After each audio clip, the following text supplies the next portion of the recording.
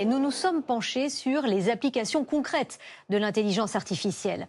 À Villeneuve-d'Ascq, le restaurant universitaire l'utilise pour mieux adapter ses menus aux attentes des étudiants et pour faire en sorte qu'il y ait le moins possible de gâchis. Marie de Crème et Geoffrey Marin-Joris. Chaque jour, 1300 repas sont servis dans ce restaurant universitaire. Le gâchis, chacun le rejette, mais dans les faits, il persiste. Juste le céleri que j'ai pas trop aimé. Mais sinon, en général, je finis toujours mes assiettes, il n'y a pas de gâchis.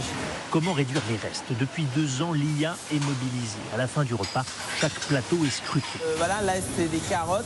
Ça dira, il reste 2 grammes de carottes dans l'assiette. Cœur du réacteur, cet outil d'intelligence artificielle coûte entre 4 et 8 000 euros par établissement.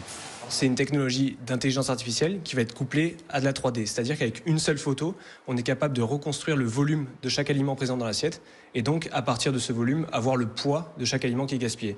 À la clé, un impact précis mesuré sur la facture et la planète. Exemple, après un audit de 15 jours mené le mois dernier dans ce resto U. 13,6 grammes de gaspillage alimentaire par plateau. Forcément, un coût de 4 462 euros et 689 kilos sur l'empreinte carbone. Ici, en 2 ans, le gaspillage a reculé de plus de 70%.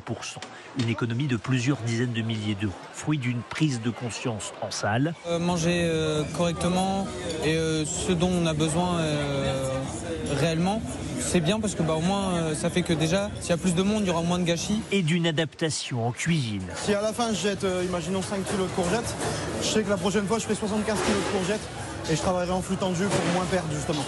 Dans la seule restauration collective, entreprises, hôpitaux, écoles, le gaspillage alimentaire est évalué à 500 000 tonnes par an, l'équivalent d'1 milliard d'euros jetés à la poubelle.